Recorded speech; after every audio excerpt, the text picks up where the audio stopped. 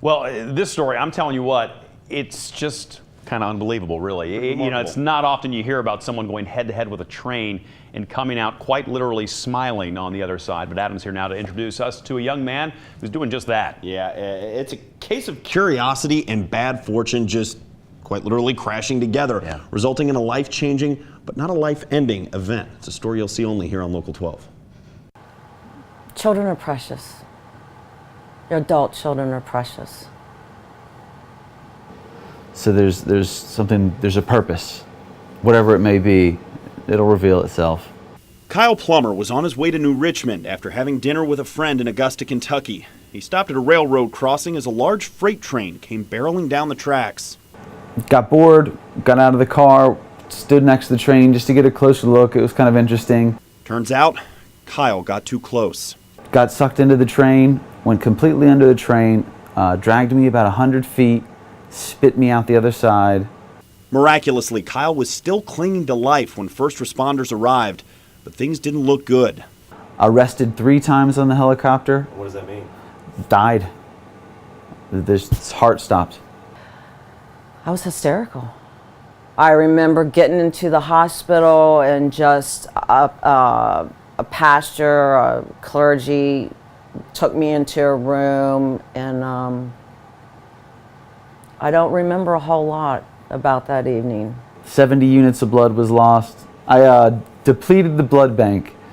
I robbed the blood bank. There was no more blood after me. Doctors were able to save Kyle's life. Unfortunately, they couldn't save his leg. They also had to take his hip and his pelvis.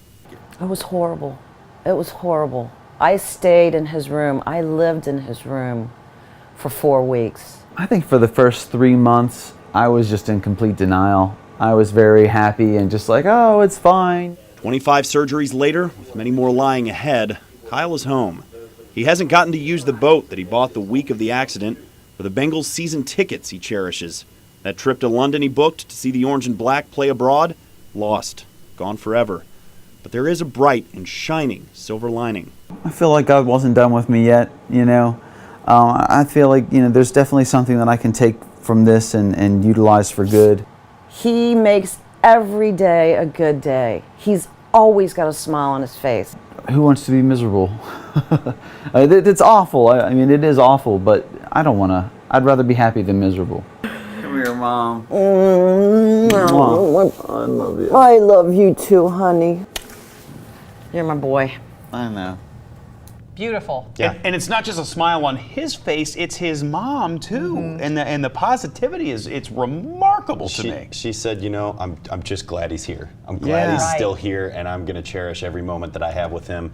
And he feels the same way. I love that he wants to share this attitude with everybody. He wants to share it. He wants to possibly connect with others who have suffered traumatic experiences like this, namely veterans, he says, who come back from war. And he says, you know, I'm not comparing it to that, but when you have such a drastic, life-changing event like this, you know, maybe I can lend a helping hand. And you could certainly lend a helping hand as well. There's a benefit for Kyle. It's on Saturday, December 10th. That's this coming Saturday. It's going to be at the Batavia VFW. You can buy tickets at the door, $25 for adults. There's also a GoFundMe page set up to help Kyle and his mother with those medical expenses. 25 surgeries and more to come. That adds up.